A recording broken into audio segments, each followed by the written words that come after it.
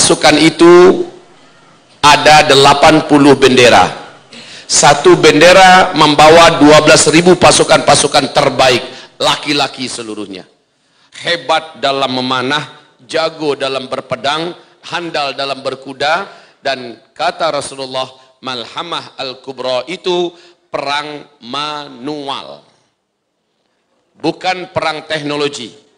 Pada masa itu peperangan sudah menggunakan pedang, tombak, panah, dan kendaraan adalah kuda. Peperangan Malhamah Al-Kubra tidak lama, hanya berlangsung 4 hari saja. Pasukan Imam Mahdi sebelum dikirim, pasukan ini sepertiganya murtad, keluar. Jadi orang-orang munafik pada mengasingkan diri. Kemudian sisanya yang 2/3 inilah yang dibagi dalam 4 hari peperangan. Malhamah Al-Kubra secara bahasa Indonesianya adalah peperangan kolosal terbesar. Bila bapak-bapak pernah menyaksikan perang-perang kolosal di dalam film-film Hollywood, termasuk Lord of the Ring, maka dapat dirasakan lebih kurang macam itulah peperangan nanti. Serba manual, berhentinya peperangan hanya malam hari saja. Kalau perang spektakuler sekarang ini, perang modern sekarang ini, seluruhnya berlanjut siang malam. Betul tidak kalau sekarang? Karena menggunakan teknologi, menggunakan satelit, menggunakan rudal, dan sebagainya. Drone tanpa, pesawat tanpa awak, dan seterusnya. Tapi peperangan manual balik zaman dulu, malam istirahat. Siang perang, malam istirahat.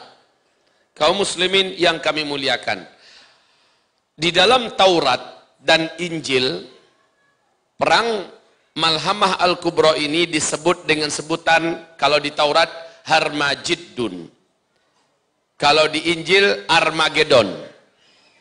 Dibuat oleh Hollywood film yang menipu kita, seolah-olah itu adalah serangan meteor dari ruang angkasa menabrak bumi.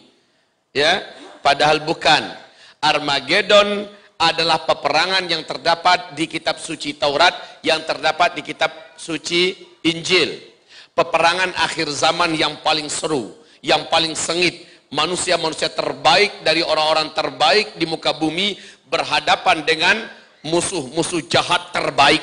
Daya tempur mereka terbaik, kehebatan mereka juga terbaik, strategi mereka juga terbaik, dan jumlahnya luar biasa fantastis dibandingkan dengan pasukan mujahidin di bawah pimpinan Imam Al-Mahdi.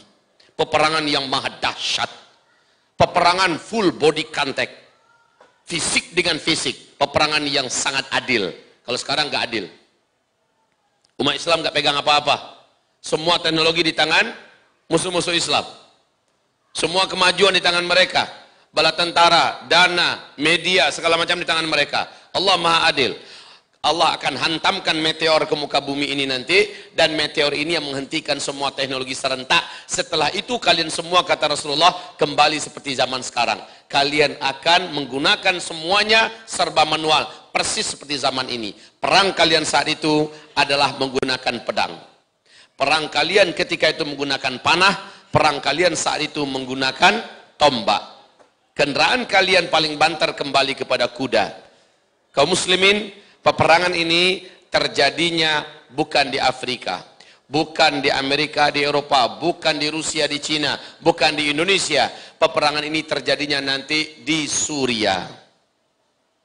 Tempat peperangan itu adalah di A'maq atau di Dabiq, kata Rasulullah, sebelah utara daripada Suriah. Tempat yang ada sekarang Ghutah, ya, yang habis-habisan diperangi dan dihancurkan. Ini pun salah satu wilayah dan markas perang Armageddon itu nanti. Subhanallah, peperangan tidak berlangsung lama. Apa penyebabnya? Nanti saya sampaikan. Apa penyebabnya? Apa yang terjadi? Lalu apa hasilnya? Insya Allah ini akan kita bahas pada malam hari ini. Hadis-hadis yang panjang menceritakan tentang perang puncak akhir zaman ini. Saya ketika melihat Lord of the Ring, berulang-ulang saya lihat kembali. Hadis-hadis Nabi yang saya baca tentang perang akhir zaman itu tergambarkan secara visual di sana. Tergambarkan bagaimana peperangan antara orang-orang normal, dalam bahasa kita orang-orang baik, mujahidin terbaik, orang-orang taat yang paling taat melawan orang-orang kafir terbaik dalam pertempuran, yang terlatih, yang paling disiplin dalam peperangan. Dan inilah yang akan dihadapi oleh Imam Mahdi dan orang beriman dalam perang Malhamah Al-Kubra.